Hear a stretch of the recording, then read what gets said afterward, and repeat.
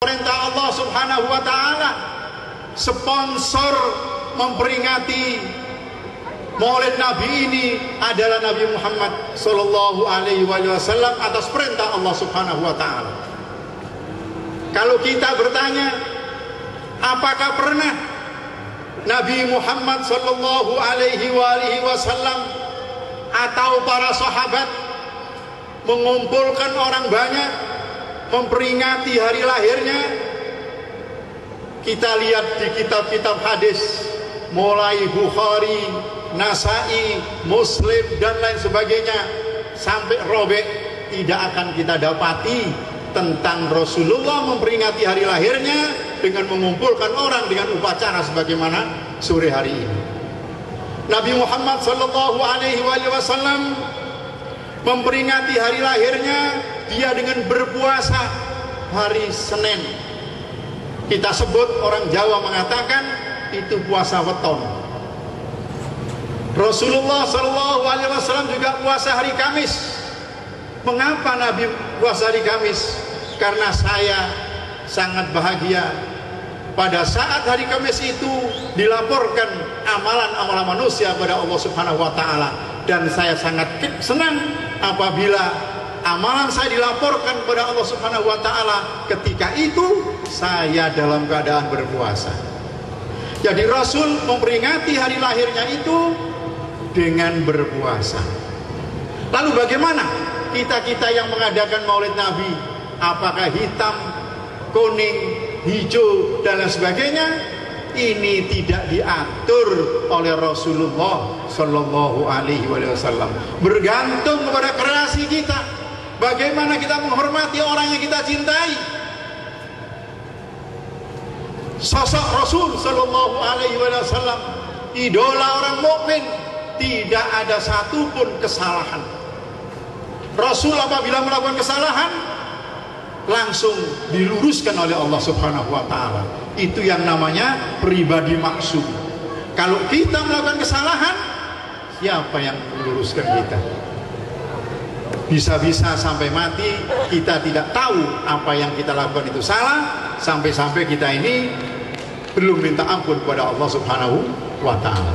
Karenanya kalau di Gresik sana daerah saya itu Maulid Nabi dicampur-campur juga seperti di Kelaka ini. Ada dicampur dengan Maulid Rasul bersama Khol Sunan Giri. Karenanya para bapak dan saudara-saudara sekalian, Wali Songo dalam mengislamkan bangsa ini adalah sebelumnya bangsa ini sudah berbudaya dan sudah beragama. Dia dengan sangat hati-hati, tidak mudah mengatakan musyrik, tidak mudah mengatakan sesat, dan tidak mudah mengatakan kafir.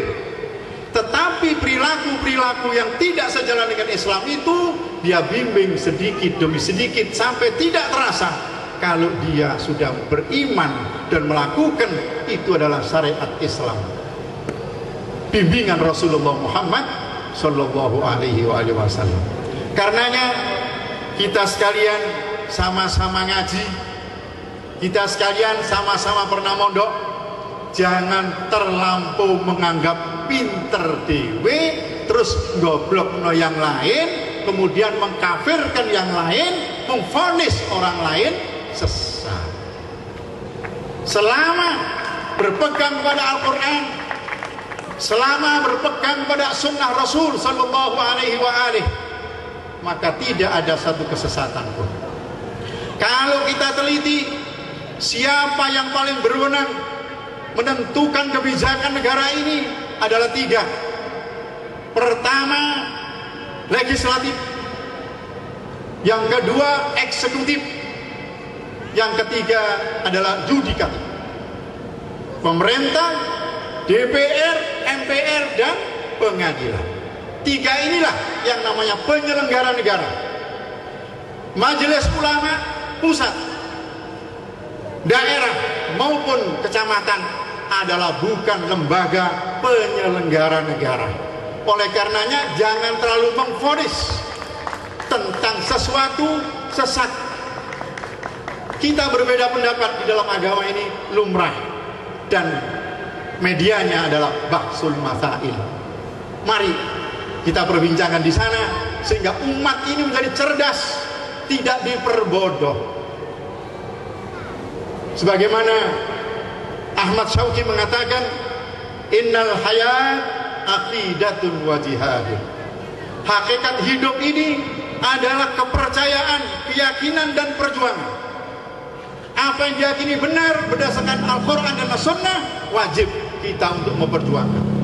Karenanya para bapak dan saudara-saudara sekalian, janganlah terlalu emosional, terutama adik-adik panitia pelaksana. Mungkin Bapak Bupati sibuk. Tadi malam saya telepon, beliau mengatakan maaf, oleh karena saya mengantar ibu saya pada hari ini operasi di Surabaya. Kita doakan mudah-mudahan operasi ibu bupati ini mendapatkan kesembuhan dari Allah Subhanahu wa taala. Ala hadhihi niyyah wa kullu niyatin salihah ila hadratin Nabi Muhammadin sallallahu alaihi wasallam. Al-Fatihah. A'udzu billahi minasyaitonir rajim. Bismillahirrahmanirrahim.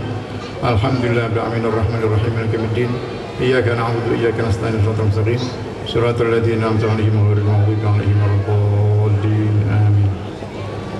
Para bapak dan saudara-saudara sekalian yang sangat saya muliakan, mengapa dikatakan hijau? Yang bisa menjelaskan adalah panitianya. Oleh karena maulud ini dihubungkan dengan penghijauan. Mengapa partai-partai di Indonesia ini lambangnya selalu hijau? Karena Rasul menyenangi dua surban yang dia senangi. Surban yang pertama berwarna putih dan surban yang kedua berwarna hijau. Surban yang kedua inilah yang sering dilambangkan. Hijau itu lambang Islam di Indonesia.